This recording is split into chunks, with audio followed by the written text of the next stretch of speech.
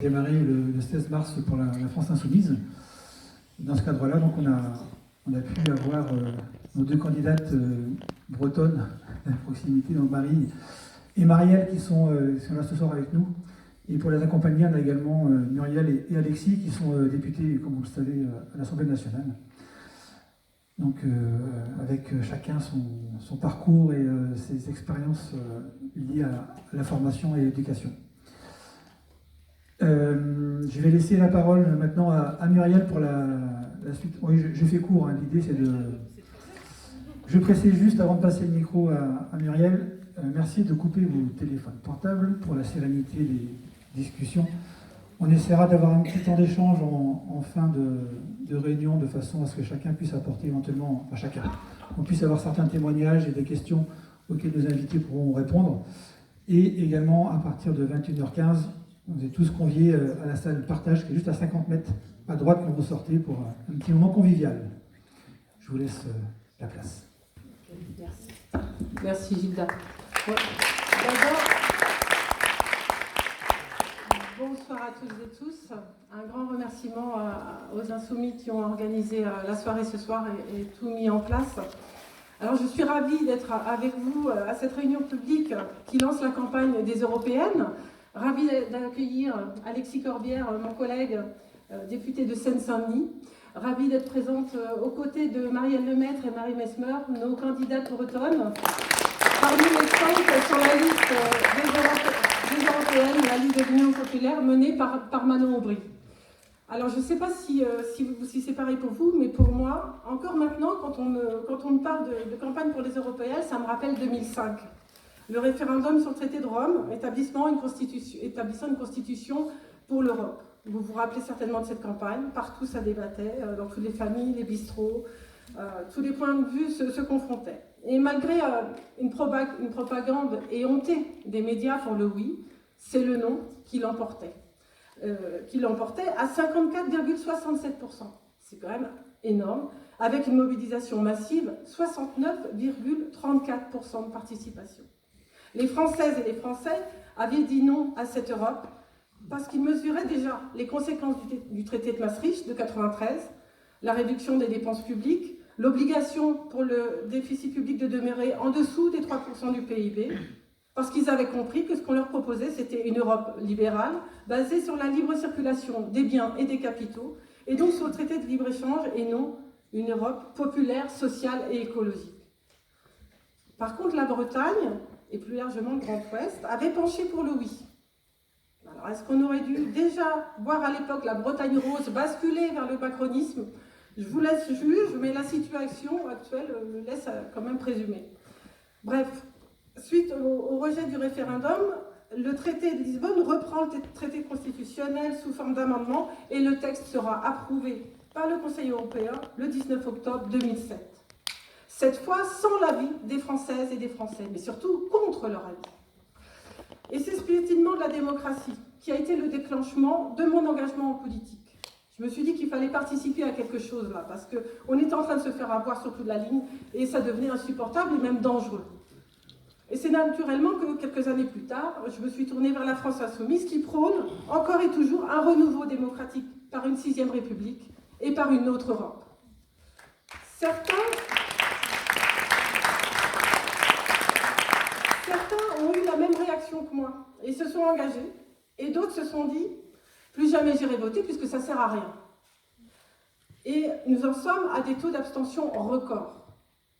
Ce sont ces personnes que nous devons aller chercher, les éloigner du vote. Ceux qui partent à la pêche au lieu d'aller voter. Et j'ai vérifié l'horaire des marées pour le 9 juin prochain, il n'y a pas de grande marée, donc il n'y a pas de pêche à pied. Voilà, nous devons les convaincre que leur vote peut tout changer, qu'un autre monde est encore possible. Parce que le programme européen de la France Insoumise n'est pas celui que nous subissons aujourd'hui. Et d'ailleurs, je laisserai Marielle et Marie nous l'exposer tout à l'heure. Nous avons déjà des députés européens insoumises et insoumis qui luttent sans relâche pour s'opposer à la politique européenne libérale soumise au lobby. Ils luttent pour orienter au mieux les décisions qui ont des répercussions très concrètes sur nos vies. Prenons l'agriculture. Il ne vous aura pas échappé, puisque les traces sont encore visibles sur de nombreux ronds-points et sur les routes, que les agriculteurs sont en colère parce qu'ils ne peuvent vivre dignement de leur travail. Ils veulent vivre de leur travail, quoi de plus normal. Ils réclament des prix planchers, le plafonnement des marges, l'arrêt des traités de libre-échange, comme nous. Mais pas du tout, non, pas du tout, nous répond la FNSEA. Si les agriculteurs ne vivent pas de leur travail, c'est parce qu'il y a trop de normes environnementales. Il faut préserver et replanter les haies, il faut réduire les pesticides, il faut baisser les cheptels. Les écolos empêchent les agriculteurs de faire leur boulot. C'est ce qu'on entend partout. Et Mediapart nous rappelle d'ailleurs pourquoi M. Rousseau n'a aucun intérêt à ce qu'on parle des traités de libre-échange et à ce que le modèle agricole change. Outre des indemnités d'élus qu'il perçoit en tant que président de la FNSEA, il touche 187 000 € annuels, 15 500 € par mois, en tant que président du conseil d'administration du groupe Avril. Donc là, le groupe Avril, c'est les huiles de Sieur, par exemple, hein, pour que vous fassiez une représentation. Il est également vice-président de la Chambre d'agriculture de la région Île-de-France. Il est vice-président de la Fédération française des producteurs d'oléagineux et protéagineux. Il est maire de sa commune. En fait, il est exploitant agricole à la tête de plusieurs structures bénéficiaires des aides publiques de la PAC, la fameuse PAC, distribuée par Bruxelles à l'hectare et non à l'actif, comme le réclament les partisans de la transition écologique. Et c'est donc M. Rousseau qui cumule les revenus, qui défend les agriculteurs qui ne peuvent pas vivre dignement de leur travail. Et c'est parce qu'il y aurait trop de normes environnementales. Vous voyez où on en est. Il faut savoir que l'agriculture est le principal poste de dépense européen. C'est un tiers du budget. Elle répartit 9 milliards d'euros aux exploitants les plus gros. C'est donc le contribuable qui participe à enrichir les riches exploitations, les gros complexes agro-industriels. Alors l'argent ne fait pas le bonheur, mais surtout quand il est mal distribué. Parce que la répartition des richesses, c'est normalement à ça que devrait contribuer l'État comme l'Union européenne. La PAC devrait être répartie au nombre de travailleurs sur les fermes et non au nombre d'hectares exploités par des machines de plus en plus grosses et de plus en plus coûteuses. Alors attention, de nombreux agriculteurs travaillent de manière remarquable. Ils sont en grande difficulté, mais parce que rien n'est fait pour favoriser l'agriculture paysanne.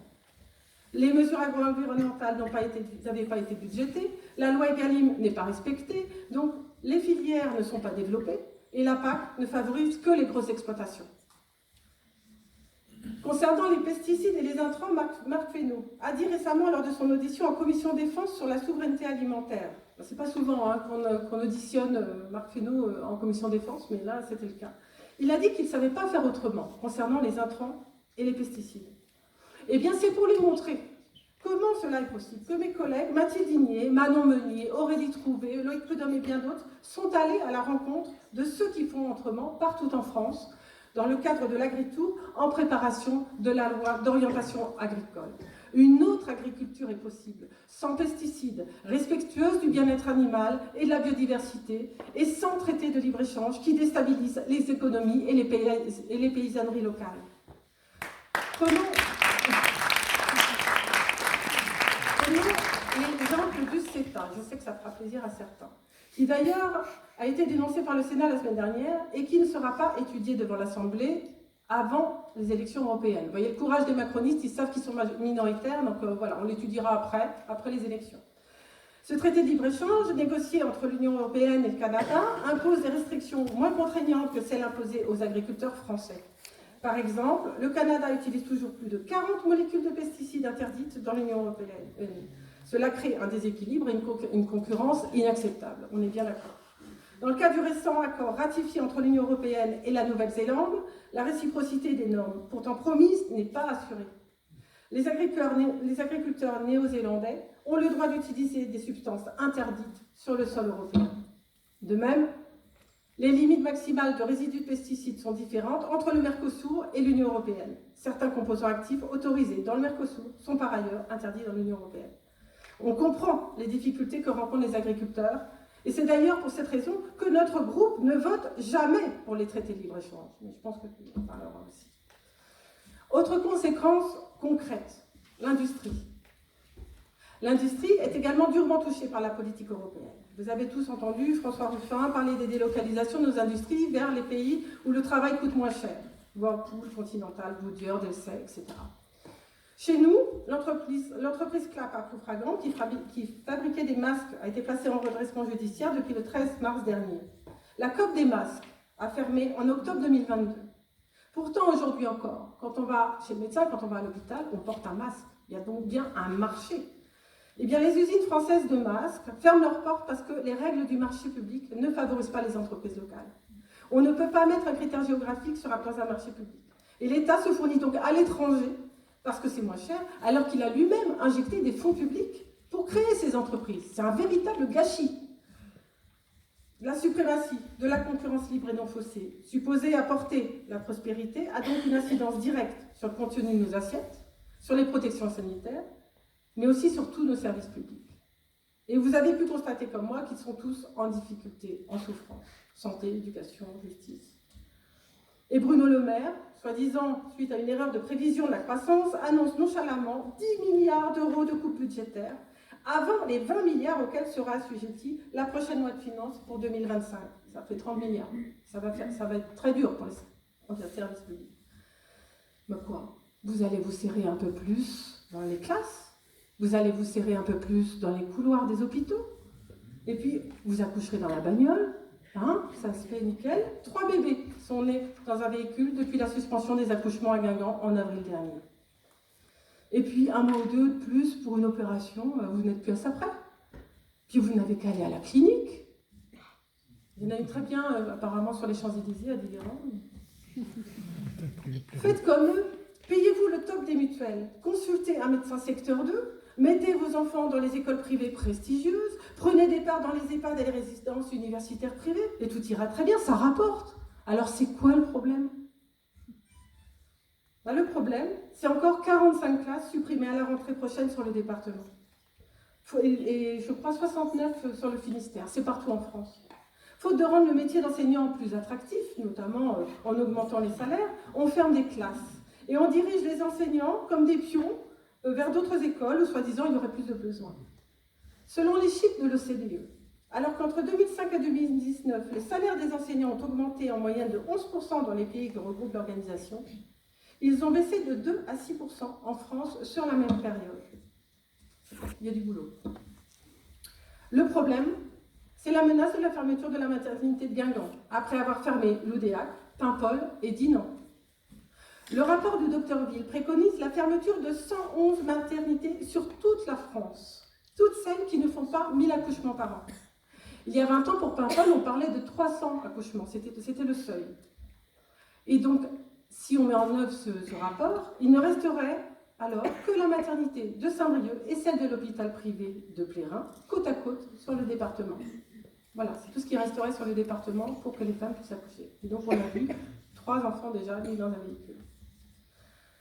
Le problème, ce sont les services d'urgence saturés, sans cesse régulés, c'est-à-dire fermés, n'en déplaise à M. Botorel, qui s'enorgueillit de la situation catastrophique de nos services publics de santé.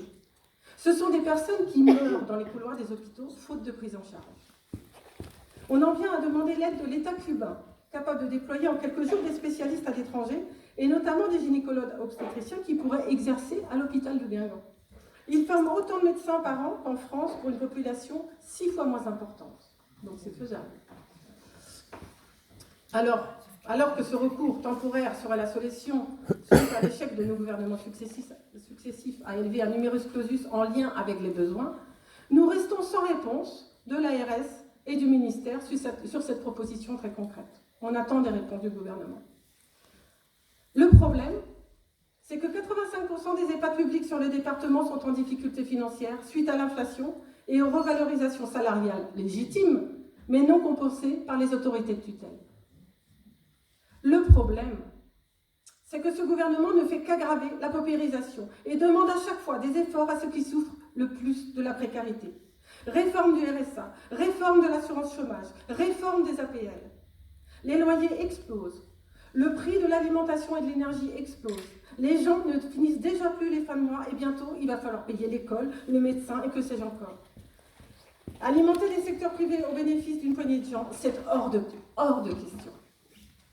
Et tandis que la caisse d'allocation familiale commande des algorithmes pour traquer les pauvres, il y a 80 milliards qui s'évaporent chaque année dans l'évasion fiscale et tout autant qui s'évaporent dans l'optimisation fiscale. Il faut voter aux européennes, puisque c'est pour répondre aux directives européennes que le gouvernement français, aux ordres, impose cette destruction des services publics savamment orchestrée depuis Bruxelles. Et ne pas se laisser une nouvelle fois berner par cette litanie de cette Europe libérale, nous n'avons pas le choix, car il faut rembourser la dette. Tiens, la question de la dette qui revient 3 mois avant les élections, elle est utilisée systématiquement pour justifier les politiques d'austérité. Mais je pense qu'Alexis nous en parlera. Le problème, c'est la guerre. La guerre aux portes de l'Europe et notre président irresponsable qui fait le pan face à Poutine et devant les partenaires européens. Chiche les gars, on y va? Ou plutôt allez-y, parce que c'est pas lui qui ira s'il y a une généralisation du conflit. Et de pousser pour que l'Ukraine intègre au plus vite l'OTAN et l'Union européenne. Je suis allée en Ukraine en septembre dernier. Et ce dont le peuple ukrainien a besoin, notamment dans les zones détruites, c'est de retrouver des services publics, des écoles, des hôpitaux psychiatriques, des services d'eau potable, des services publics, ceux-là même que nous sommes en train de détruire chez nous. Comment imaginer que le fait d'intégrer l'Union européenne, notamment en temps de guerre, va aider le peuple ukrainien? Non seulement ça ne va pas les aider, mais cela risque fort de déstabiliser les marchés économiques au sein même de l'Union européenne, pour toutes les populations. Alors aider le peuple ukrainien à se défendre de l'agresseur russe et à négocier une paix durable, oui. Mais non, Monsieur Macron, comme l'a si bien dit Manon Aubry, nous n'enverrons pas nos enfants mourir en Ukraine.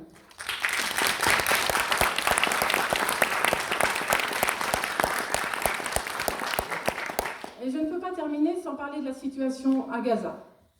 Il aura fallu plus de 30 000 morts, dont au moins 15 000 enfants, plus de 10 000 disparus sous les décombres, 2 millions de personnes déplacées, la bande de Gaza en ruine, la population soumise à la famine et privée de soins.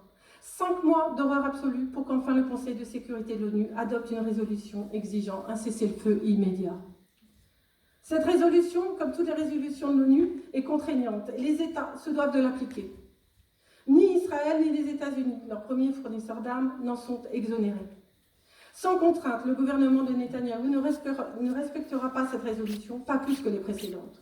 Les États et l'Union européenne doivent donc passer aux actes et prendre des sanctions contre Israël tant que cet État ne se conformera pas au droit international. Embargo sur les livraisons d'armes à Israël, suspension de l'accord d'association entre l'Union européenne et Israël, arrêt de ce nouveau projet mis au point par Ursula von der Leyen et Giorgia Meloni qui propose 7,4 milliards d'euros au maréchal égyptien Al-Sisi pour parquer les Gazaouis dans une nouvelle prison à ciel ouvert. La France et l'Union européenne doivent mettre tout en œuvre pour que cesse le génocide en cours à Gaza.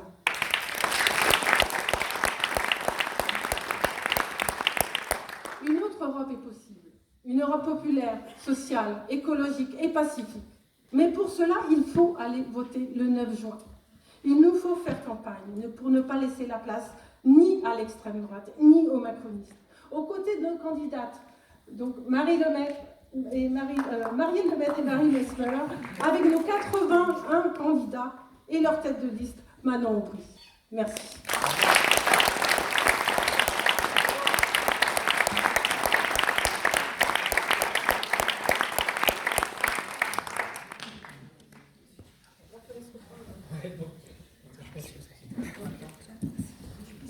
Donc on va laisser la parole maintenant à Marielle pour la suite de l'intervention.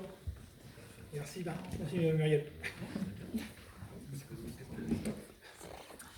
Bonsoir à tous.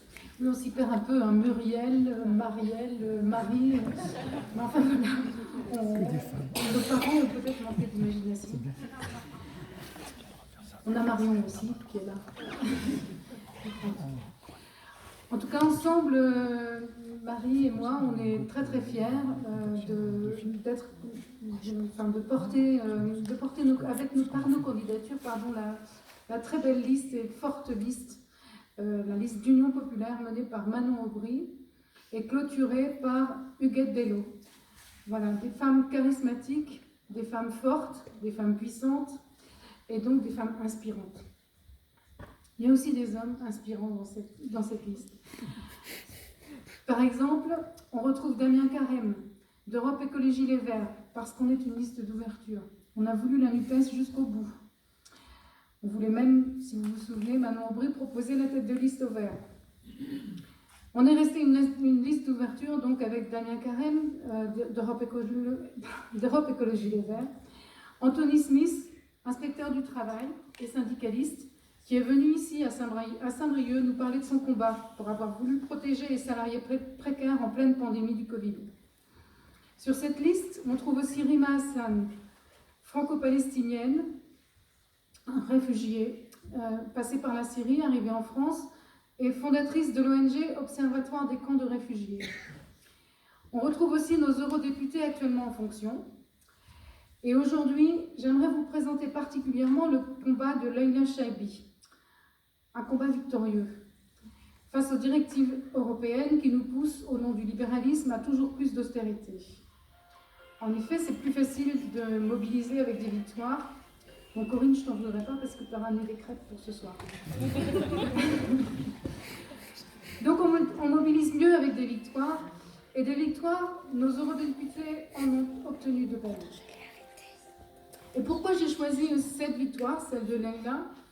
C'est parce que ce soir on accueille Alexis Corbière, et vraiment je suis heureuse de démarrer cette campagne sous ton inspiration, on va dire, qui va nous parler de la casse de l'enseignement professionnel, parce qu'il y a beaucoup de profs dans ma famille. Voilà. Mon mari, ma belle-fille. Marielle, je suis prof. Il veut absolument être sur la photo. Alors, donc il y a beaucoup de profs et on a aussi beaucoup d'enfants dans nos familles, et donc on est tous concernés par l'avenir de ces enfants qu'on est en train de casser en cassant les structures d'enseignement. Les lycéens de l'enseignement professionnel, on leur demande de devenir très vite des apprentis pour être bons à produire le plus vite possible. Et les salariés, eux, ils doivent devenir des auto-entrepreneurs. Voilà le monde que l'économie libérale construit, un monde où il n'est plus question d'emploi, où le salariat est un gros mot. Pour ça, je voudrais reprendre l'histoire un peu des chômeurs. Au départ, on parlait d'Agence nationale de l'emploi. C'est devenu Pôle emploi. Et maintenant, c'est France Travail. Et qu'est-ce que ça veut dire, ce changement sémantique? Pour moi, ça veut dire que les travailleurs sont passés du statut de citoyen, puisque c'était l'agence nationale, citoyen d'une nation, une nation qui préserve le droit au travail. C'était ça le rôle de la NPE. Ensuite, ils sont devenus des chômeurs qui cherchent un emploi, un pôle emploi. On va trouver un emploi dans ce lieu fait pour ça. Et puis finalement, avec France Travail, ils sont devenus de simples individus qui, tout seuls, doivent accepter n'importe quel travail, dans n'importe quelles conditions, par devoir envers la France. Les valeurs sont inversées. La France n'est plus une nation fondée sur la liberté, l'égalité, la fraternité et les droits de l'homme et du citoyen, mais un État qui fustige, qui culpabilise. On a qu'à se rappeler le discours de notre Premier ministre il y a quelques jours. Chaque personne devenue seule responsable de sa réussite ou de son échec. Et ça culmine dans l'ubérisation du travail. Le recours aux plateformes numériques pour gérer l'activité de travailleurs indépendants, isolés, atomisés. Ils sont leurs propres patrons, mais ils ne fixent pas leurs tarifs. C'est l'algorithme qui le fait pour eux. Ils sont leurs propres patrons, donc ils financent eux-mêmes leurs vélos, leurs scooters, leurs téléphones, leurs outils de travail. Ils sont leurs propres patrons, mais ils ne choisissent ni leurs clients, ni les produits qu'ils vendent, ni ceux qu'ils transportent. Ils sont leurs propres patrons, mais ils ne choisissent pas leurs horaires, ils n'en ont pas. Ils sont leurs propres patrons, donc ils n'ont ni congé, ni sécurité sociale, ni avantages sociaux.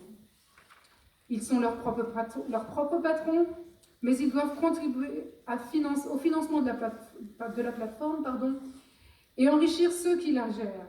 Et ceux-là, ils sont milliardaires. Ces travailleurs des plateformes, vous les connaissez tous, ils coupent les ronds-points sur leur vélo pour gagner du temps.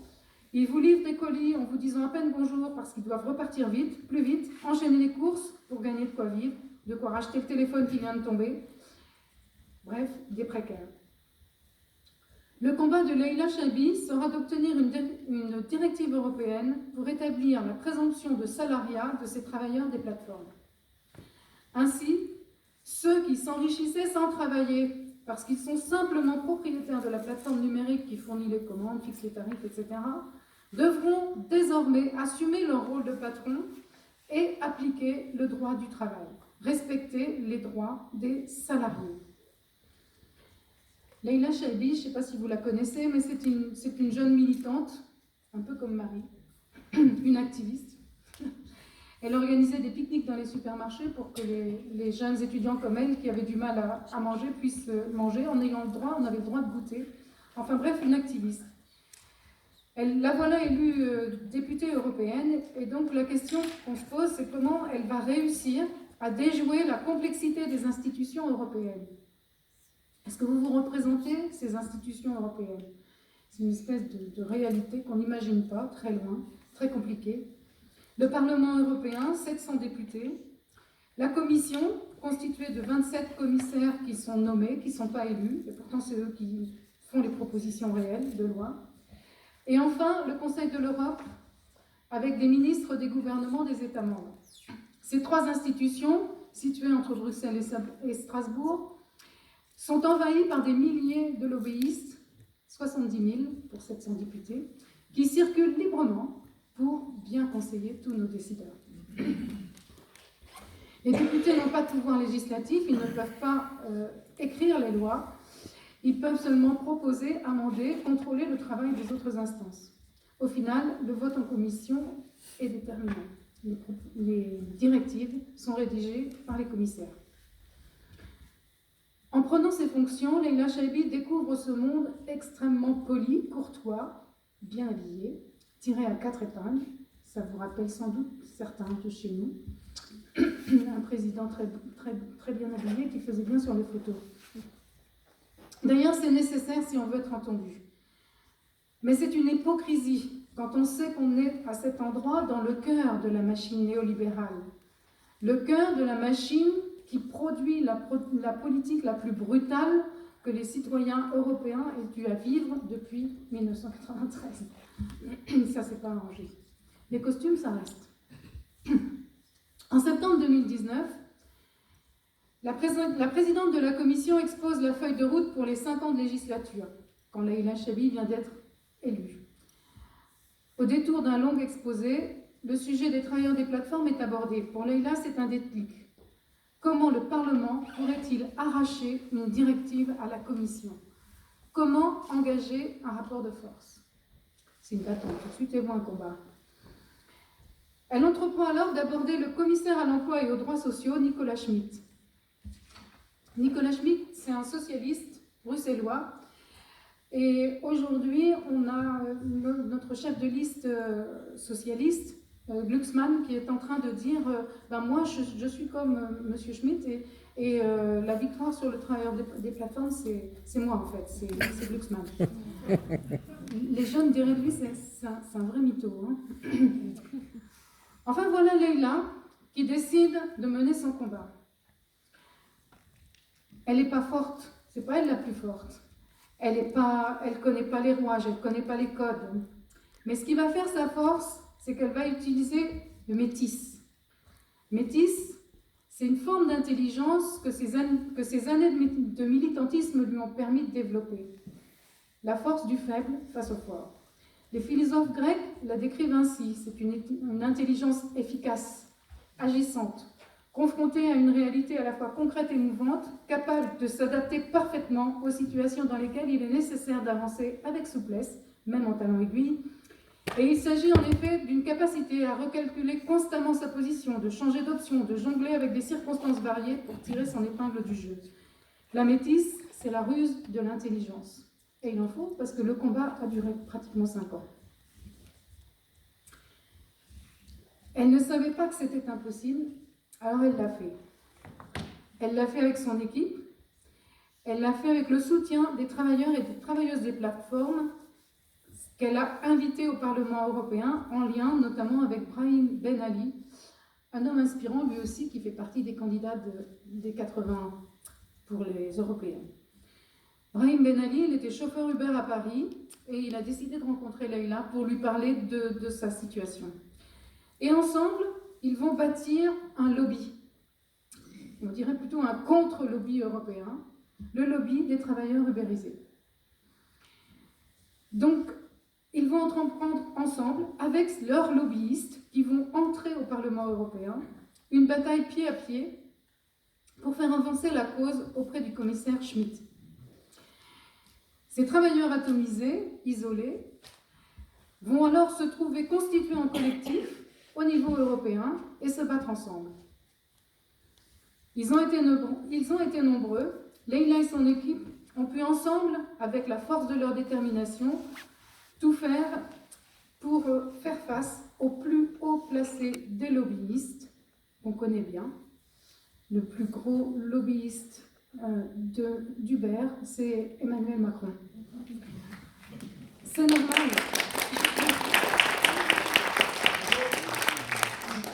C'était un juste retour d'ascenseur. Voilà, on lui avait financé sa campagne, donc c'était normal qu'il défende Uber. Et il l'a fait vraiment bec et ongle. Alors en France, au sujet des propositions de présomption de salariat pour les travailleurs ubérisés, on dit, dans le gouvernement français, que non, il faudrait plutôt un tiers statut parce que la présomption de salariat, ça va nuire au dialogue social. C'est vrai que notre gouvernement français, il est assez calé en dialogue social. On l'a vu avec les Gilets jaunes, on l'a vu avec la réforme des retraites. Bon, quand il parle de dialogue social,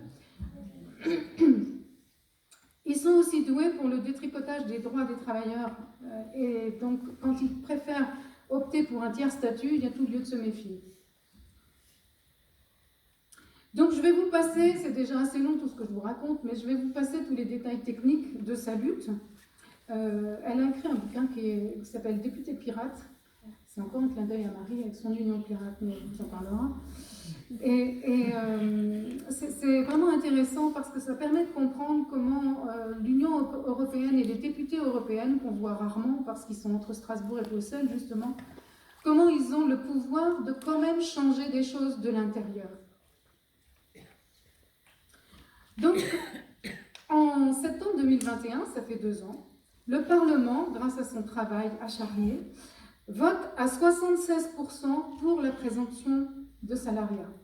Elle a réussi à convaincre quelqu'un qui est aussi candidat pour les européennes, il s'appelle François-Xavier Bellamy. Elle est allée lui parler, lui dire « Mais vous avez aussi intérêt à ce que ces travailleurs-là soient des salariés. » Elle a réussi à le convaincre.